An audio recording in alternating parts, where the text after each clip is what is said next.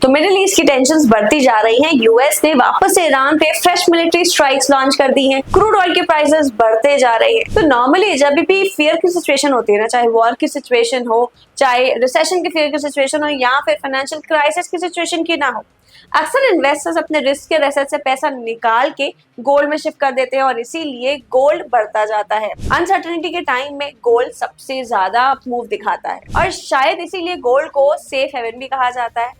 But अभी के time पे जब मार्केट पे इतनी ज्यादा अनसर्टेनिटी है, तो आखिर क्यों गोल्ड और सिल्वर दोनों गिर रही हैं? तो आज की इस वीडियो में हम बात करने वाले हैं कि आखिर क्यों गोल्ड और सिल्वर में ये गिरावट देखी जा रही है। तो अगर आप मार्केट में ट्रेडिंग या फिर इन्वेस्टमेंट्स करते हैं और अगर आपको प्रॉपर गाइडेंस चाहिए तो आप ज्वाइन कर सकते हैं हमारी रिसर्च सर्विसेज। इसको ज्वाइन करने के लिए हमने लिंक जो है डिस्क्रिप्शन में दे दिया है और अगर आपको इसके बारे में डिटेल नॉलेज चाहिए तो अभी दिए गए नंबर पे कनेक्ट कर सकते हैं। तो चलिए अब बात करते हैं गोल्ड और सिल्वर के बारे में। तो चलिए बात करते हैं कुछ डेटा फैक्ट्स की। तो यहाँ पे फ्रेश यूएस और ईरान के बीच में जो स्ट्राइक्स हुई है उसकी वजह से स्पॉट गोल्ड लगभग 1.5% 1.8% तक गिर चुका है। गोल्ड ऑलमोस्ट अपने 2 मंथ्स के लो पे आ चुका है और साथ ही साथ सिल्वर में भी 2 से 3% तक की गिरावट देखी जा रही है।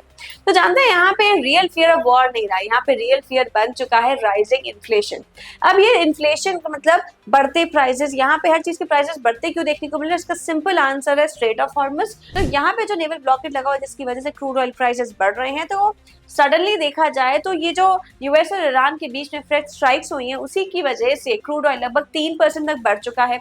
ब्रेंट क्रूड ऑलमोस्ट $100 पर बैरल पे आ चुका है और साथ ही साथ देखा जाए तो गोल्ड में काफी ज्यादा गिरावट देखने को मिल रही है। तो देखिए मार्केट क्या सोच रहा है, मार्केट ये सोच रहा है कि अगर क्रूड ऑयल के बढ़ते प्राइसेस की वजह से इन्फ्लेशन और बढ़ता है तो यहाँ पे US federal reserve interest rate को इतनी जल्दी कट नहीं करेगा, जो कि गोल्ड के लिए नेगेटिव है। क्यों? क्योंकि गोल्ड जो है इंटरेस्ट नहीं देता, सिल्वर में रिटर्न नहीं जनरेट होता है। तो US 10 year treasury bonds basically 4.47% तक की यील्ड दे रहे हैं।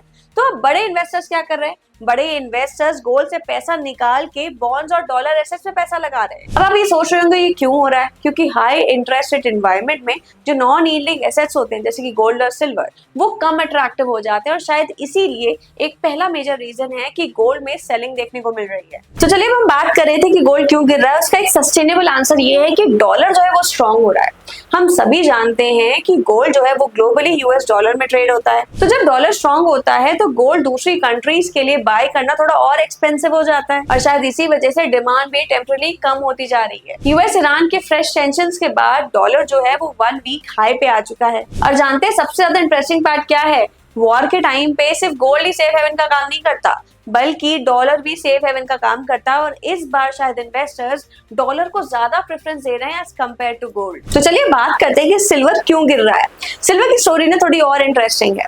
गोल्ड हम सभी जानते हैं कि एक वेल्थ क्रिएशन एसेट है, एक प्रेशियस मेटल है और साथ ही साथ सिल्वर की बात की जाए तो सिल्वर सिर्फ प्रेशियस मेटल ही नहीं बल्कि एक इंडस्ट्रियल मेटल भी है। सिल्वर अब यूज होता है ईवीज में, सोलर पैनल में, इंडस्ट्रियल मैन्युफैक्चरिंग में। तो यहाँ पे अगर इन्वेस्टर्स को लगता है कि ग्लोबल ग्रोथ स्लो हो सकती है तो इसका डायरेक्ट इम्पैक्ट पड़ सकता है हमारी पूरी इकोनॉमी में, मैन्युफैक्चरिंग सेक्टर पे और शायद इसीलिए सिल्वर पे डबल प्रेशर देखने को मिल रहा है। हाल ही के सेशन में सिल्वर 2 से 3% का डिप ऑलरेडी दिखा चुका है। तो उसको सिंपली समझें तो सिल्वर गोल्ड के कंपैरिजन में ज्यादा वोलेटाइल है और उसमें करेक्शन जल्दी आता है। तो चलिए बात करते हैं रीजन की जिसकी वजह से शायद गोल्ड और सिल्वर में इतनी गिरावट देखने को मिल रही है और शायद से रीजन हो सकता है hidden story about profit booking. तो जनवरी 2026 की बात की जाए तो गोल्ड ट्रेड कर रहा था 5600 के लेवल्स के अप्रॉक्सीमेट पे और अभी गोल्ड ट्रेड कर रहा है 4375 से 4400 तक की रेंज में।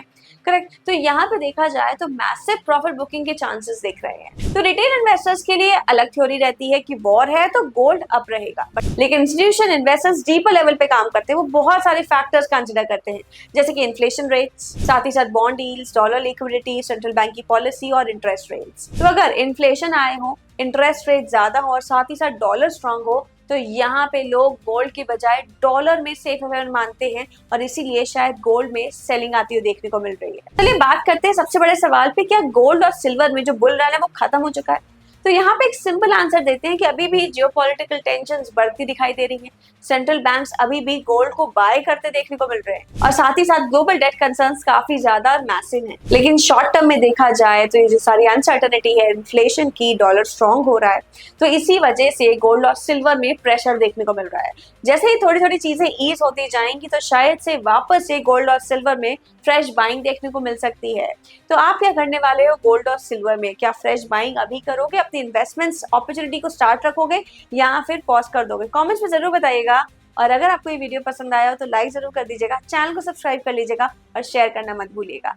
मिलेंगे नेक्स्ट वीडियो में कुछ नए अपडेट्स के साथ।